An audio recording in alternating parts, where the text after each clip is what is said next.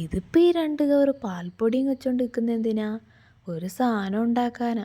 സാധനം എന്താന്ന് വെച്ചാൽ ഇപ്പം മസ്കാവാണാണല്ലോ ട്രെൻഡിങ്.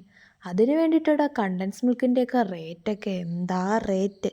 അപ്പം അതൊക്കെ നമുക്കൊന്ന് വീട്ടിൽ ഉണ്ടാക്കിയാലോ. അതിനായിട്ട് ഞാനിവിടെ ആവശ്യത്തിന് 2 കവറ് പാൽപ്പൊടി എടുത്തിട്ടുണ്ട്. ഇനി അതിനാവശ്യമായിട്ടുള്ള പഞ്ചസാര പൊടിക്കാം. പഞ്ചസാര പൊടിക്കുമ്പം 2 ഏലക്കയും കൂടെ ഇടണേ, അപ്പം നല്ല മണമായിരിക്കും. അപ്പോൾ പഞ്ചസാര പൊടിച്ചതാ നമുക്ക് നേരത്തെ എടുത്തു വെച്ച പാൽപ്പൊടിയിലോട്ട് ആഡ് ചെയ്ത് കൊടുക്കുക. ഇനി എന്തുവാ, ഇതൊന്ന് മിക്സിങ് ഇല്ലാത്ത പ്രോസസ്സ് ഉണ്ടോ?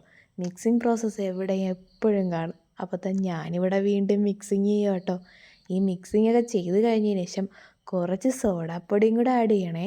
കുറച്ചെന്ന് പറഞ്ഞാൽ കുറച്ച്, ഒരു പിഞ്ച്. ഈ സോഡാപ്പൊടി ആഡ് ചെയ്യുമ്പോഴേ ഇതിന് കുറച്ച് തിക്നെസ്സൊക്കെ കിട്ടുന്നത്. അപ്പം ഞാൻ ആവശ്യത്തിന് സോഡാപ്പൊടിയൊക്കെ ആഡ് ചെയ്തതിന് ശേഷം കുറച്ച് ചൂടുവെള്ളം ഒഴിക്കുന്നുണ്ട്.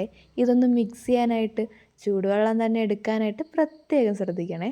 അപ്പോൾ ചൂടുവെള്ളം ഒഴിച്ച് ഞാനിതൊന്ന് മിക്സ് ചെയ്തെടുക്കുന്നുണ്ട്. ഒരു വെള്ളം പോലെ ആക്കിയെടുക്കും. ഇനി വെള്ളം പോലെ ആക്കിയെടുത്ത സാധനം എന്താ ചെയ്യാൻ പോകുന്നത് വെച്ചാൽ നമ്മളിനി ഇതൊന്ന് തിളപ്പിച്ച് കുറുക്കിയെടുക്കണം. ഞാൻ അവിടെ അടുപ്പിൽ കൊണ്ടുവന്ന് കുറുക്കിയെടുക്കുക. ഈ കുറുക്കിയ സമയത്ത് ഞാനൊരു കാര്യം കാണുന്നത്, കുറുകി വന്നപ്പോൾ നമ്മുടെ ഏലക്കയെല്ലാം കൂടെ അതിനകത്ത് കിടക്കുന്നു. അപ്പോൾ ഇനി നല്ലപോലെ കുറുക്കിയെടുത്തപ്പോൾ നമ്മളെ സാധനം റെഡിയായി. Okay bye.